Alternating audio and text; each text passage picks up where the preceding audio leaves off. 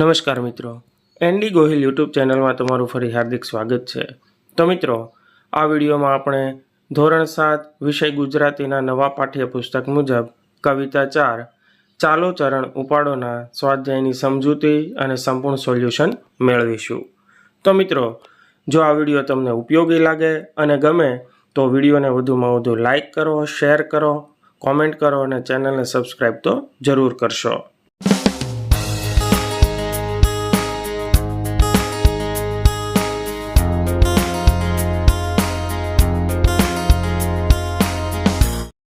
મુખ્ય પ્રશ્ન 1 વાતચીત। તેમાં પહેલો સવાલ છે, આ કાવ્યની કઈ કાવ્ય પંક્તિ તમને સાંભળવી ગમી, શા માટે? તો તેનો જવાબ છે, આ કાવ્યની હિમાચલના સમી અવિચલ ટેક લઈને ચાલો પંક્તિ મને ગમી, કારણ કે આ પંક્તિમાં કવિ કહેવા માગે છે કે રાષ્ટ્ર સેવા કરવા માટે આપણે અવિચલ ટેક લેવાની છે, એટલે કે હિમાલયની જેમ અડગ રહીને કોઈ પણ સંજોગોમાં આપણે રાષ્ટ્ર સેવાના માર્ગ પર ચાલવાનું છે। બીજો સવાલ છે, તમે કોઈ કામ માટે બીજાની મદદ કેવી રીતે મેળવશો? તો તેનો જવાબ છે, કોઈ કામ માટે બીજાની મદદ મેળવવા માટે હું તેમને તે કામનો હેતુ સમજાવીશ, બીજા વ્યક્તિની પાસે નમ્રતાથી વાત કરીને મદદ માગીશ, એ કામનું મહત્ત્વ અને એ કામ માટે મદદ કરનાર વ્યક્તિનું કેટલું મહત્ત્વ છે તેની પણ વાત કરીશ। ત્રીજો સવાલ છે, તમને કયું ગીત ગમે છે, કેમ? તો તેનો જવાબ છે, મને નન્હા મુન્ના રાહી હું ગીત સૌથી વધુ ગમે છે, કેમ કે આ ગીતમાં બાળકોમાં બાળપણથી જ દેશદાઝની ભાવના અને બહાદુરી જગાવવામાં આવી હોય તેવું લાગે છે। ચોથો સવાલ છે, એકલા થઈ શકે અને સમૂહમાં થઈ શકે તેવા કયા કયા કામો છે? તો તેનો જવાબ છે, એકલા થઈ શકે તેવા કામો લખવું, વાંચવું, ખાવું, નહાવું, સૂવું વગેરે। સમૂહમાં થઈ શકે તેવા કામો રમત રમવી, શાળામાં ભણવું, શાળામાં પ્રાર્થના કાર્યક્રમ કરવો, ગરબા રમવા વગેરે। પાંચમો સવાલ છે, તમે કોઈ ધ્યેય સિદ્ધ કરવા માટે શું કરશો? તેનો જવાબ છે, હું મારું ધ્યેય સિદ્ધ કરવા માટે સખત પરિશ્રમ કરીશ, ધ્યેય સિદ્ધ કરવા માટે મારી ઈચ્છા શક્તિ અને મનોબળ મજબૂત રાખીશ, કોઈ પણ કારણોસર ધ્યેય પ્રાપ્ત કરવાનો માર્ગ મૂકીશ નહીં, જે ધાર્યું છે તે પરિણામ મેળવીને જ રહીશ। છઠ્ઠો સવાલ છે, તમે કોઈ પ્રતિજ્ઞા લીધી છે, ક્યારે? તો તેનો જવાબ છે, હા, મેં રોજ 2 કલાક સારું પુસ્તક વાંચવાની અને હંમેશા સાચું બોલવાની પ્રતિજ્ઞા લીધી છે। આ પ્રતિજ્ઞા મેં બેસતા વર્ષે લીધી હતી। મુખ્ય પ્રશ્ન 2 શબ્દ અને તેનો અર્થ વાંચો। અર્થના આધારે વિકલ્પમાં આપેલા વાક્યોમાંથી જે સાચા હોય તેની આગળ ખરાની નિશાની કરો। તો તેમાં પહેલો શબ્દ છે વેગ, એટલે ઝડપ। તો આપેલ વાક્યોમાંથી 2 વાક્યો સાચા છે। ચિત્તો પૃથ્વી પરનું સૌથી વધુ વેગથી દોડતું પ્રાણી છે, અને બીજું છે સ્કૂટર ચાલુ કર્યા પછી વેગ વધારવા એક્સેલરેટર આપવું પડે છે। બીજું છે ભેખ લેવો, એટલે કે કોઈ ધ્યેય પાછળ સર્વસ્વ છોડીને પડવું। તો તેમાં સાચું વાક્ય છે, ધારેલી સફળતા મેળવવા તે ભેખ લઈને મહેનત કરી રહ્યો છે। ત્રીજું છે જય જયકાર, એટલે કે જીતની ખુશીનો પોકાર। તો આપેલ વાક્યોમાંથી 2 વાક્યો સાચા છે। ઓલિમ્પિક ગેમ્સમાં ભારતીય ખેલાડીઓ દ્વારા સારું પ્રદર્શન થતાં ચારેકોર જય જયકાર થઈ ગયો। બીજું વાક્ય છે, જય જયકાર કરતાં કરતાં સરઘસ આગળ વધી રહ્યું હતું। મુખ્ય પ્રશ્ન 3 ઉદાહરણ મુજબના શબ્દો શોધીને લખો અને વાક્ય પ્રયોગ કરો। તો અહીં આપણને પહેલું ઉદાહરણ આપેલું છે, તો તેમાં શબ્દ છે પળ પળ। તો તેની સામે વાક્ય છે, પળ પળનો યોગ્ય ઉપયોગ કરે એ જ સમજદાર। બીજો શબ્દ છે ટક ટક। તો તેની પરથી વાક્ય બનશે, કોઈ ટકટક કરે તે મને જરાય પસંદ નથી. ત્રીજો શબ્દ છે ટપ ટપ. તો તેના પરથી વાક્ય છે વરસાદ આવ્યા પછી નેવેથી ટપ ટપ પાણી ટપકતું હતું. ચોથો શબ્દ છે ભડભડ. તો તેના પરથી વાક્ય છે મકાનમાં આગ લાગતા બધો સામાન ભડભડ બળી ગયો. પાંચમો શબ્દ છે ધમધમ. તો તેના પરથી વાક્ય છે હાથીભાઈ તો ધમધમ ચાલે. છઠ્ઠો શબ્દ છે ઠેર ઠેર. તો તેના પરથી વાક્ય છે ભારે વરસાદને લીધે ઠેર ઠેર પાણી ભરાઈ ગયું. ચોથો પ્રશ્ન છે કૌંસમાં આપેલા શબ્દોનો ઉપયોગ કરી નીચેના વાક્ય પૂર્ણ કરો. તો તેમાં પહેલી ખાલી જગ્યા છે સફળતા મેળવવા ખાલી જગ્યા મથવું જોઈએ. તો તેમાં શબ્દ આવશે અવિરત. બીજી ખાલી જગ્યા છે ધ્રુવના તારાનું સ્થાન ખાલી જગ્યા છે. તો ખાલી જગ્યામાં શબ્દ આવશે અવિચલ. ત્રીજી ખાલી જગ્યા છે મજબૂત મનોબળ ધરાવતી વ્યક્તિ માટે કોઈ જ કામ ખાલી જગ્યા નથી. તો તેમાં શબ્દ આવશે અશક્ય. ચોથી ખાલી જગ્યા છે મન ખાલી જગ્યા હોય તો શારીરિક બળ એકલું શું કરે. તો ખાલી જગ્યામાં શબ્દ આવશે અશક્ત. પાંચમી ખાલી જગ્યા છે ખાલી જગ્યા મનના માનવીને હિમાલય નડતો નથી. તો તેમાં શબ્દ આવશે અડગ. મુખ્ય પ્રશ્ન 5 કૌંસમાંથી યોગ્ય શબ્દ મૂકો. તો અહીં આપણને ચાલો ચરણ ઉપાડો ખાલી જગ્યા સાથે કવિતા આપવામાં આવેલી છે. હવે આ ખાલી જગ્યાઓમાં જે શબ્દો આવે છે તે ઉપર કૌંસમાં આપેલા છે. તો તે આપણે કઈ ખાલી જગ્યામાં કયો શબ્દ આવશે તે જોવાનું છે. તો તે શબ્દો છે તેમાં સૌથી પહેલામાં આવશે આડો, બીજી ખાલી જગ્યામાં પગલાં, ત્રીજીમાં ખાડો, ચોથીમાં ઊંચી, પાંચમીમાં ડરાવે અને છેલ્લે આવશે દોડો. મુખ્ય પ્રશ્ન 6 ઉદાહરણ મુજબના વાક્યો બનાવીને લખો. તો ઉદાહરણ આપેલા છે ચાલો જમી લઈએ, ચાલો કસરત કરી લઈએ. તો તે મુજબના અન્ય વાક્યો છે. પહેલું છે ચાલો લેસન કરી લઈએ, બીજું છે ચાલો રસોઈ કરી લઈએ, ત્રીજું છે ચાલો ભણીએ અને ચોથું છે ચાલો પાણી પી લઈએ.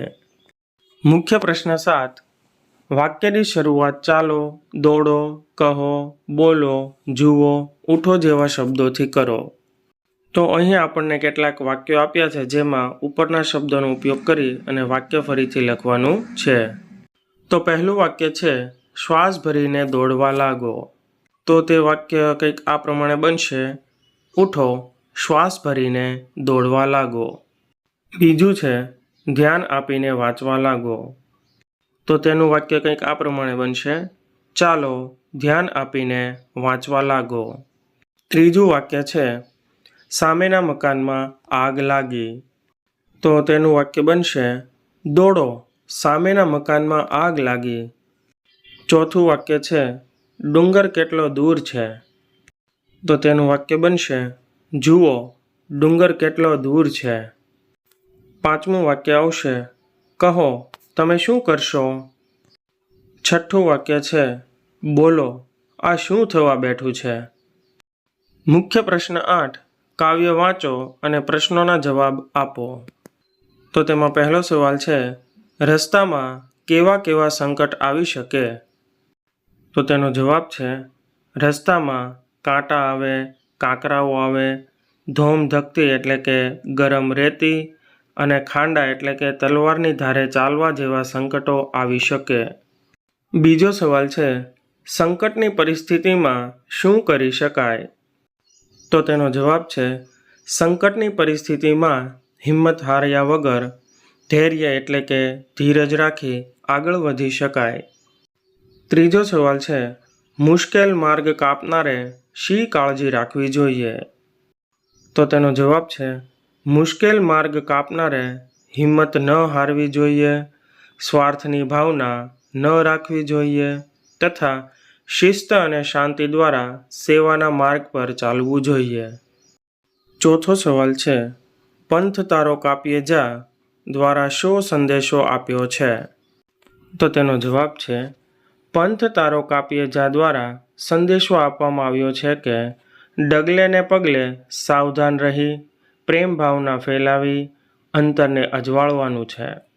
આ કાર્યમાં કોઈ પણ પ્રકારની મુશ્કેલીઓ આવે તેને ધીરજ રાખી હિંમતથી શિસ્ત શાંતિ અને સેવાની ભાવના સૌમાં જાગૃત કરવાની છે. મુખ્ય પ્રશ્ન 9. 5 અક્ષરવાળા જોડાક્ષર ધરાવતા શબ્દોની યાદી તૈયાર કરો અને તેનું ઉચ્ચારણ કરો. તો એ શબ્દો કંઈક આ પ્રમાણે લખી શકાય: પરિસ્થિતિ, પ્રભાત ફેરી, સાંસ્કૃતિક, આઈસ્ક્રીમ, પદ્ધતિસર, મકર સંક્રાંતિ, ઇન્દ્રધનુષ, વિશ્વાસભેર, અંતરાત્મા, આત્મસન્માન. મુખ્ય પ્રશ્ન 10. ઉપરની યાદીમાંથી કોઈ પણ 5 શબ્દોનો ઉપયોગ કરી 5 વાક્યો લખો. તો તેનો જવાબ છે સૌથી પહેલો શબ્દ છે પ્રભાત ફેરી.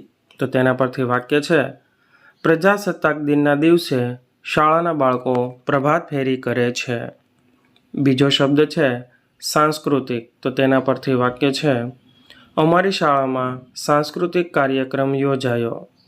ત્રીજો શબ્દ છે આઈસ્ક્રીમ. તો તેના પરથી વાક્ય છે રાહુલને આઈસ્ક્રીમ ખૂબ ગમે છે. ચોથો શબ્દ છે પદ્ધતિસર. તો તેના પરથી વાક્ય છે કોઈ પણ કામ પદ્ધતિસર કરવું જોઈએ. અને પાંચમો શબ્દ છે ઇન્દ્રધનુષ. તો તેના પરથી વાક્ય બનશે ઇન્દ્રધનુષમાં 7 રંગો હોય છે. મુખ્ય પ્રશ્ન 11. કૌંસમાં આપેલ શબ્દોમાંથી યોગ્ય શબ્દ પસંદ કરીને પ્રશ્ન વાક્ય બનાવો. તો તેમાં પહેલું વાક્ય છે શાળામાંથી જાન્યુઆરી મહિનામાં પ્રવાસે જઈશું. તો તેનો પ્રશ્ન કંઈક આ પ્રમાણે બનશે શાળામાંથી ક્યારે પ્રવાસે જઈશું. બીજું વાક્ય છે મમ્મીના જન્મદિવસે દીકરીએ ભેટ આપી. તો તેનું પ્રશ્ન વાક્ય છે મમ્મીના જન્મદિવસે કોણે ભેટ આપી.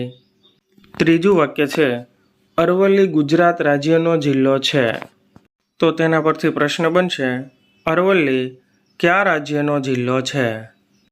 ચોથું છે પપ્પા પ્રવાસમાંથી મારા માટે રમકડું લાવ્યા. તો તેના પરથી પ્રશ્ન બનશે પપ્પા પ્રવાસમાંથી મારા માટે શું લાવ્યા. પાંચમું વાક્ય છે ચિંટુ અને મીનુ વિદેશ ફરવા ગયા. તો તેના પરથી પ્રશ્ન વાક્ય બનશે ચિંટુ અને મીનુ ક્યાં ફરવા ગયા. મુખ્ય પ્રશ્ન 12. આપેલી પંક્તિઓનો ભાવાર્થ ગુજરાતીમાં લખો. તો તેમાં પહેલી પંક્તિ છે रुक जाना नहीं तू कहीं हार के कांटों पे चल के मिलेंगे साए बहार के. તો તેની ગુજરાતીમાં સમજૂતી છે તમે હાર માનીને ક્યાંય રોકાશો નહીં. મુશ્કેલીઓનો સામનો કરવાથી જ સફળતા મળશે. તમે હાર માનીને થંભી જશો નહીં. કાંટા ઉપર ચાલતા ચાલતા જ વસંત આવશે. એટલે કે મુશ્કેલીનો સામનો કરતાં કરતાં જ એક દિવસ સારો સમય આવશે. બીજી પંક્તિ છે એક રાસ્તા હે જિંદગી જો થમ ગયે તો કુછ નહીં ये कदम किसी मुकाम पे जो जम गए तो कुछ नहीं. તો તેનો ગુજરાતી ભાવાર્થ છે જીવન એક પથ છે જો થોભી ગયા તો કશું નથી. જો આ કદમ કોઈ મુકામે અટકી ગયા તો કશું નથી. તો તમે કંઈ મેળવી શકશો નહીં. મુખ્ય પ્રશ્ન 13. આપેલા પ્રશ્નોના જવાબ લખો. પહેલો સવાલ છે કવિ કેવી રીતે ચાલવાનું કહે છે કેમ. તો તેનો જવાબ છે કવિ નેક થઈને વાયુ વેગે રંગરાગ છોડીને ભેખ લઈને હિમાલયની જેમ અવિચલ ટેક લઈને ચાલવાનું કહે છે. કારણ કે રાષ્ટ્રના લોકોએ ભેદ ભૂલીને એક થઈને રાષ્ટ્ર માટે સજ્જ થવાનું છે. બીજો સવાલ છે માત્ર ઊભા રહેવાથી અને ચાલતા રહેવાથી જીવનમાં કેવો ફેર પડશે.